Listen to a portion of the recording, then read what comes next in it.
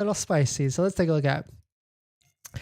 In this next topic, we're going to talk about the truth on why Ford and GM are joining the Tesla network North American charging standard. And maybe it's a little bit more simpler than we might think, but we'll talk about it. But if you're just joining in, my name is Dennis. I love talking about Tesla hacking, so definitely hit that subscribe if you're interested. And so let us take a look at this. So if you don't know what happened very, very recently, at least even yesterday, Tesla and Ford and now GM have come to an agreement in which Ford and GM will adapt to the NACS charging standard. And so that Ford and GM will be able to take advantage of all the different supercharger networks that is out there. But what if the reasoning for this was even more simpler than just getting more supercharger networks? What if the reasoning is because they've got some vehicles that are out there or maybe coming out,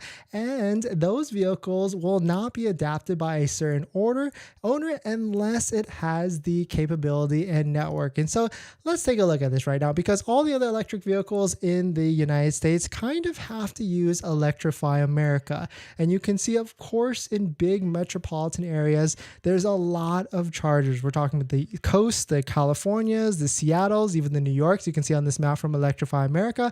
But if we take a look at the supercharger network, there's just that many more chargers. And there's one type of vehicle that necessarily won't sell as good on the coastline, and that more is so sold in the middle America. I'm talking the southern states, the central states, and of course that is the truck. And Ford and possibly GM, they kind of understand that their purchaser of their truck is not going to be buying their truck unless they have a really built out network around them, that they have the capability to do road trips, to pull boats, as you can see on the picture. Because what's the point of pulling a boat if you can only drive it to your neighbor's house at the end of the day? So that's where they're using or relying on a network like Electrify America or even the Ford Blue Oval network is just not enough capacity at the end of the day. And so that's why if you look in the middle of America, the Texases, the other states where there's probably a lot of truck use, there needs to be more charging networks for those customers,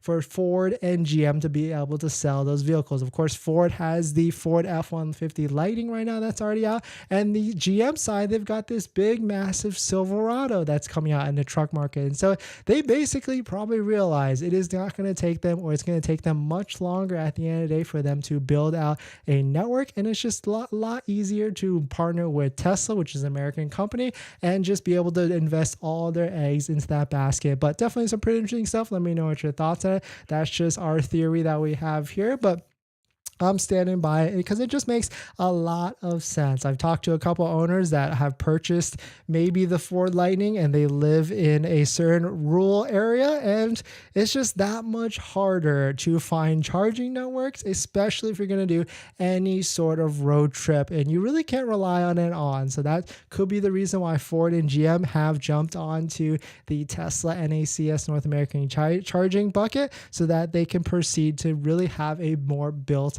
out network. But let me know what your thoughts on it are. Let me know what you're thinking. We're going to jump into the next topic. But before we do that, this video is sponsored by my Patreon link. Down below the description is the Patreon link to support the channel, so definitely check it out if you are interested.